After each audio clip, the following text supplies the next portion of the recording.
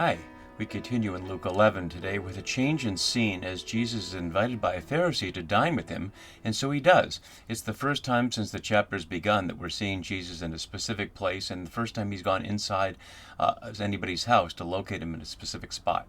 And as we look at this, it might seem like it's a complete shift of topic as it goes to the discussion about what's clean and unclean inside and outside, but really it's part of the thread that we've been looking at all the way through the chapter, so let's see how that is. We've been seeing from the beginning the sequence on the blue side here of Jesus' invitation to prayer at the request of the disciples to teach them to pray like John the Baptist taught his disciples to pray. And then we saw a series of questions that flow out of that prayer. First, as we saw in the friend at midnight in the story of the fathers giving their sons a fish or an egg versus a scorpion or a snake, does God really care about and or listen to someone like me? So the marginalized or the neglected or the excluded are fully welcomed to do the three things that Jesus calls everyone to do: to ask, to seek, and to knock.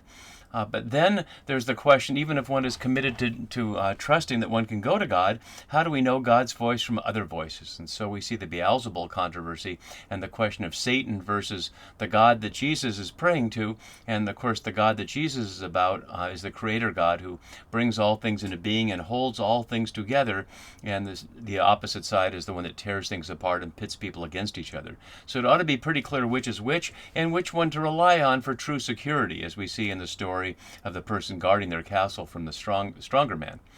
Then we saw what happens if people are not committed, if they're what the wisdom literature like Sirach and the wisdom of Solomon call the ungodly, but here are called unclean or simply people refuse to pray and listen. There's a collective judgment, and we see there that the sign of Jonah is given, and the queen of the south, the queen of Sheba, came to Solomon, will rise up at the judgment against those who refuse to come to God.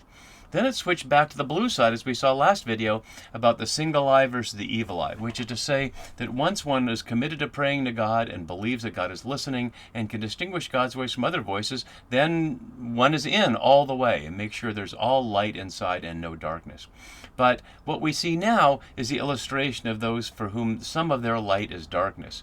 And it's under the category you see on the bottom right of the screen, doing without listening first, which is to say tithing while neglecting justice and love. And as we look at this scene, we'll see that the Pharisees, who are a stand-in really for some of Luke's audience, and we'll look at that more in a minute, are represented not as being specifically evil or certainly against God, and he doesn't say that they shouldn't be doing what they're doing, but he's saying they're neglecting the more important things, justice and the love of God, which is just another way of saying the two great commandments, to love God with all your being and to love your neighbor as yourself. And so what we're going to see in that one is that people who are doing what they honestly believe is what God wants them to do can be blinded by not listening to more directly. And we'll see how that's also a stand-in for the guy known as Saul, who will also be known as Paul, who goes on the course of trying to stop the Jesus movement, which he sincerely believes is against God, until he sees the light, literally, and then turns completely around. So this is one of the first hints in Luke of what we'll see in the second half of Acts of the Apostles, of various stands-in for the character of Paul, and Paul as a stand-in for the character of some of those amongst the insiders within the Jewish world who can become followers of Jesus, as opposed to those within the insiders in the Roman world.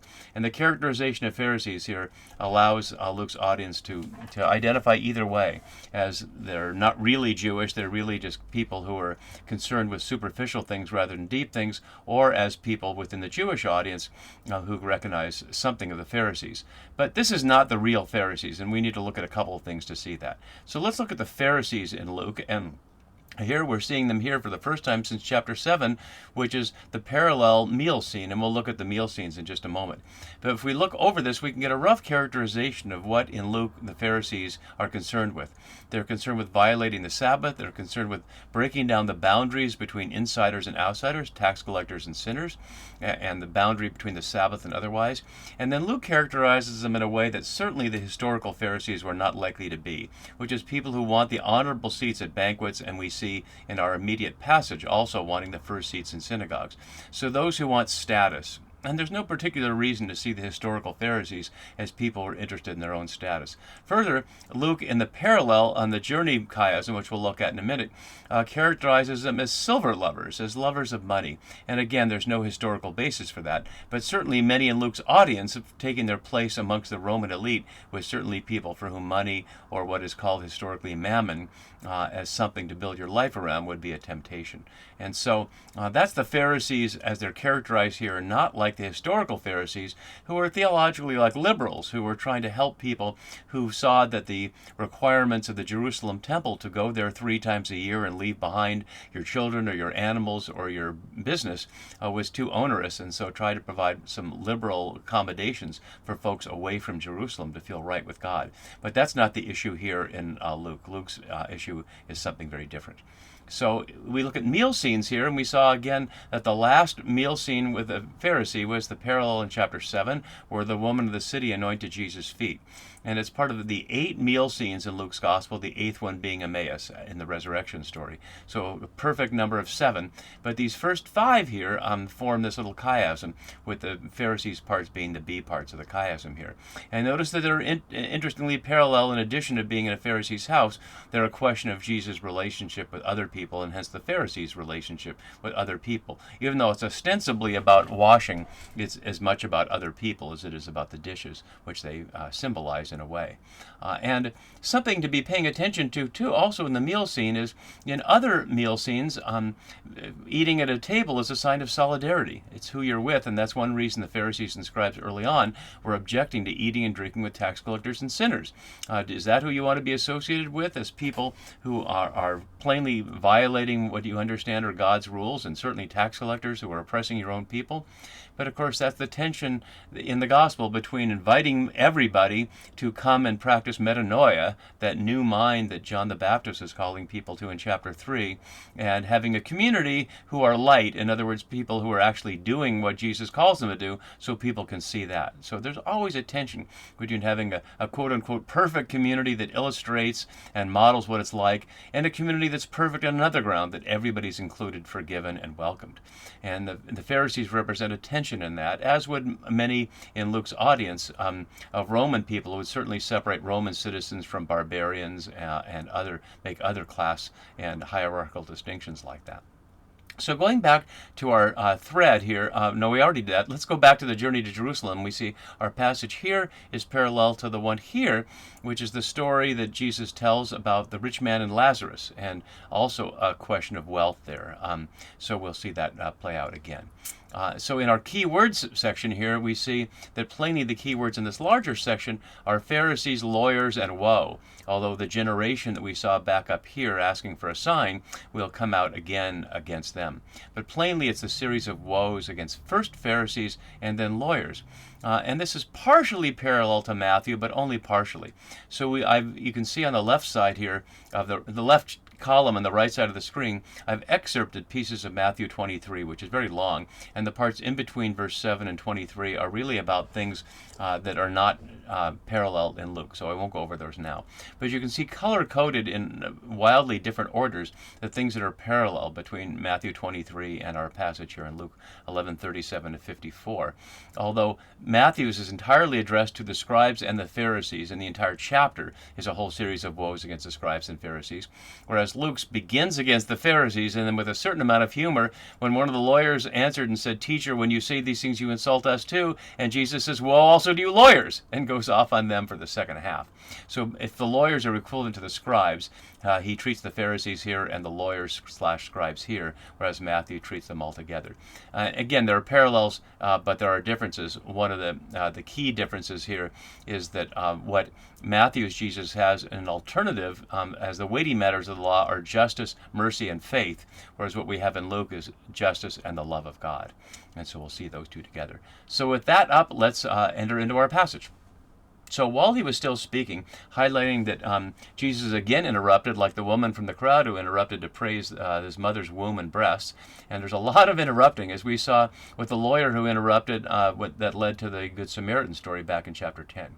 So while he was speaking, a Pharisee, and we don't know who this Pharisee is, if it's the same one as the one in chapter 7 or another, invited him to dine with him. And it's actually a surprising thing. Given the previous treatment of Pharisees, the fact that this person would invite Jesus in with him is taking quite an honor risk from his fellow Pharisees if they look down on Jesus.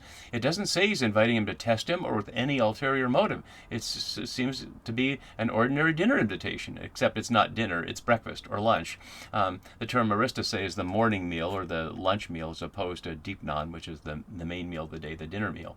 So it's a relatively light meal, but it certainly doesn't suggest that it's a trick in any way, and Jesus doesn't seem to hear it that way, so he went in and took his place at the table.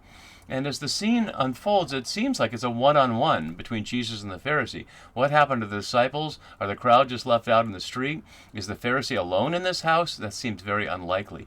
And we know by the end of the scene, which I can scroll down to on the right side of the screen, we can see when he went outside, the scribes and the Pharisees began to be very hostile toward him and to cross-examine him, so that it certainly seems like it's not just the one Pharisee that's involved. And Jesus speaks to them collectively, but of course one could do that speaking to an individual who's part of a group.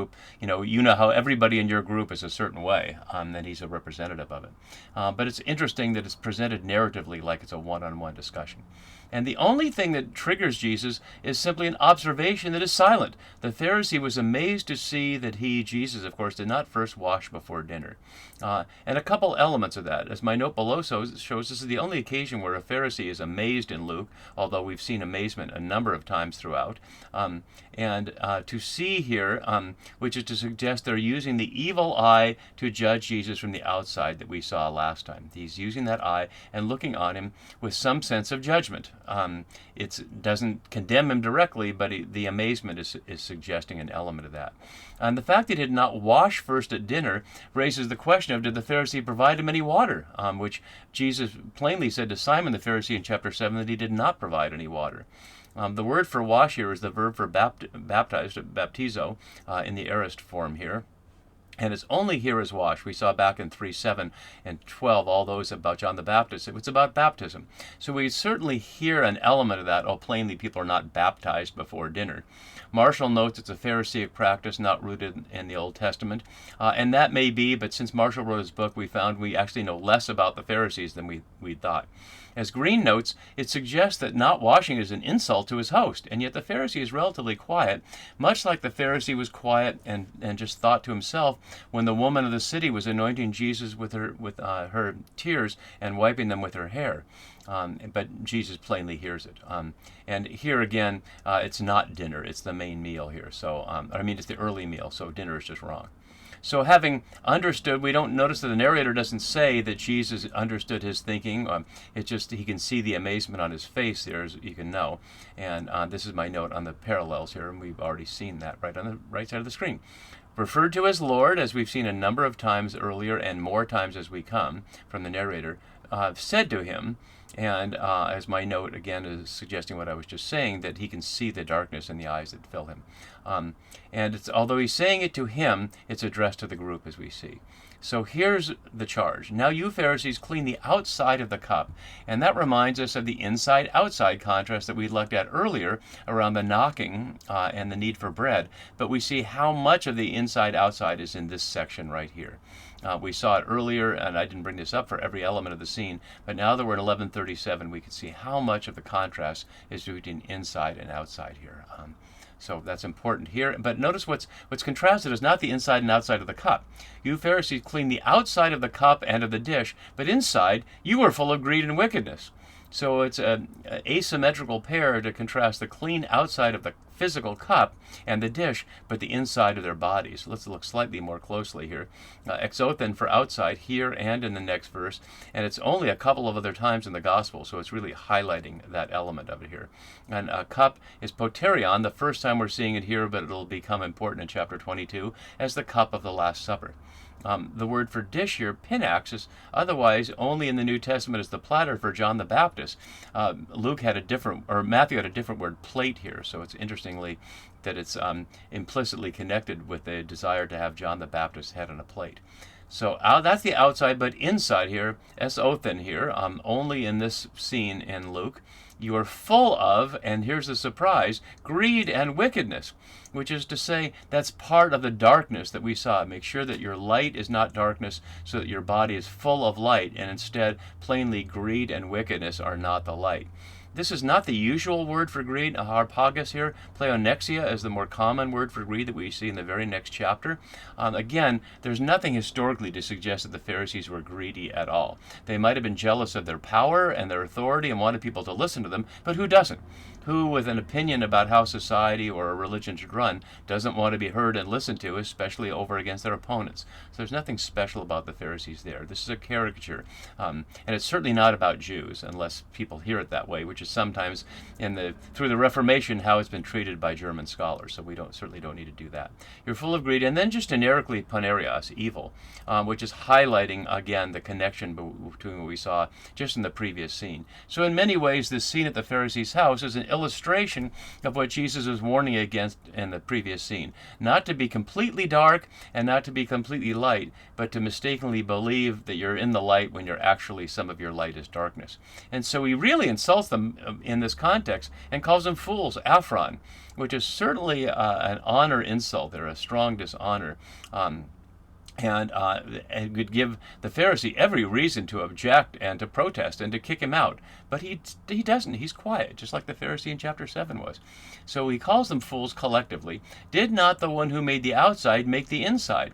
And it's not clear what the outside and the inside are here, because here it was about the cup and you as a person, and now it's generic. So we don't know, but I guess it would be true either way. It's certainly not about the cup, though, if we're hearing that the implicit answer here is God, not the craftsperson who forged the cup in their kiln.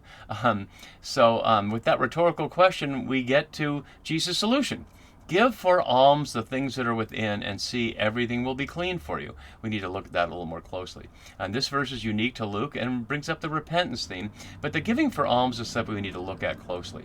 Our scholars have noted that almsgiving in the first century is not like charity now. It was meant to be a real solidarity and a real expression of turning away from selfishness to care for the other. So we see two passages in the note below from the wisdom literature, which Luke has certainly been calling on, both Tobit and Sirach and the Wisdom of Solomon in this section and throughout. So Tobit has, for almsgiving delivers from death, and it will purge away every sin.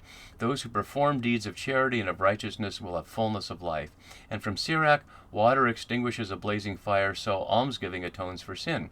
And again, I really need to underscore this is not like some people might caricature going to Catholic confession when you've done bad things and the priest simply says, say a few Our Fathers and a few Hail Marys, which seemed, pro forma and detached from whatever it is you might have actually done. Here, the giving for alms is meant to say a move into solidarity.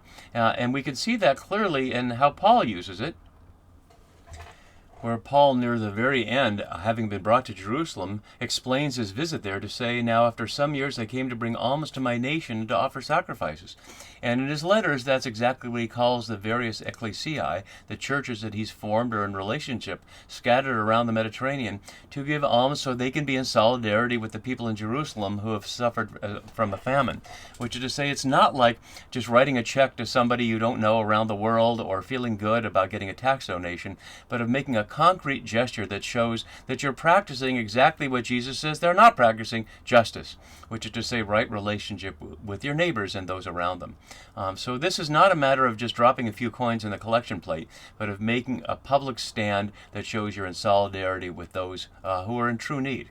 And the question of what's within leaves an interesting play on words and context here, because the word here, anemi, here is only here in the New Testament, 6 times in the Septuagint, but none with the same meaning as something like within here. But what is within? If we look up just where we just were, what is within is greed and wickedness. So we can hear that in two ways. They can either give up their greed and wickedness as almsgiving. In other words, they can practice metanoia by turning away from things that are simply about them, or it can mean inside is what's really valuable, and that's love and justice. And it's not so much the money itself or the things they give, but what comes from within them that is expressed through the material things. And we don't have to make a choice between those. It can be true either way. And the consequence with a kaiudu, behold, everything will be clean for you. And notice how explicit and clear that is from Jesus, that if you give alms from those things that are within, everything will be clean. They no longer have to worry about any kind of uncleanness, whether that's things that are physically dirty or people that have been told they can't be with or anything else. It's really quite a liberating statement. But he's not done with them yet, and the diagnosis comes after the prescription here, as we see starting in verse 42. And this is where we get to the beginning of the woes. And so, as Fitzmyer notes below, the 6 woes are parallel to the Beatitude woes of the Sermon on the Plain, but we're not going to worry those details right now because I just want to keep the focus on what we're looking at in contrast to Matthew and within the context of Luke 11. So woe to you, Pharisees, you tithe here, and using the verb for that only in 18:12 elsewhere.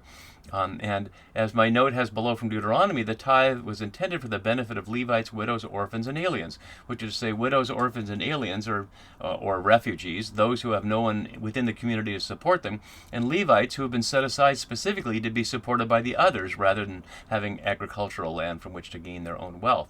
And so that was as my note below says, the original purpose of tithing was to provide for the marginalized and recognize all food as the gift from God, as you see in passages like the manna story in Exodus 16 and its memory in Deuteronomy.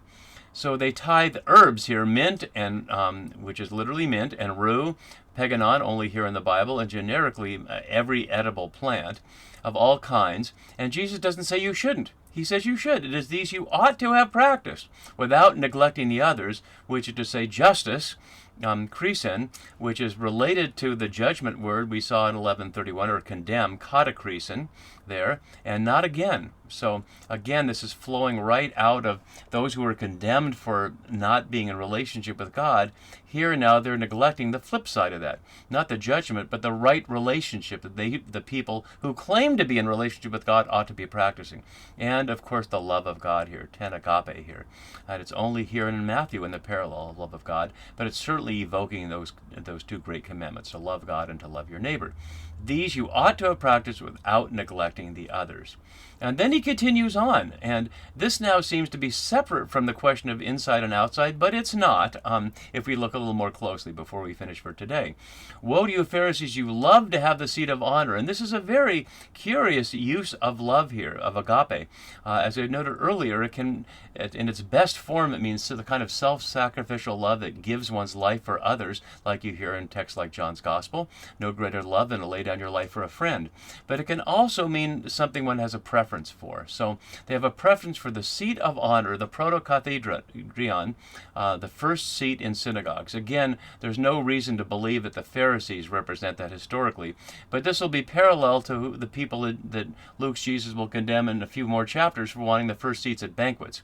And to be greeted with respect in the marketplace, espasmo, which is to say, is someone with public honor, to have people honor them in the marketplace. And that would be part of the patron-client practice, where patrons go out in the day and they have the people that owe them a favor because they've helped them financially in some way or given them access to status or power they don't have, to greet their patrons out in the marketplace and proclaim their praise to everybody. In the absence of social media, that's the way it got done. And he concludes his attack on them by saying, woe to you, you are like unmarked graves, or tombs here. It's the same word for tomb, although it's translated differently here. Different than what Matthew had, which is you decorate the tombs of, and they're outside. You decorate them so they're beautiful on the outside, but inside full of the bones of the dead and all kinds of filth. Whereas Luke tones that down and simply says, like unmarked graves, or people walk over them, hence becoming unclean without realizing it.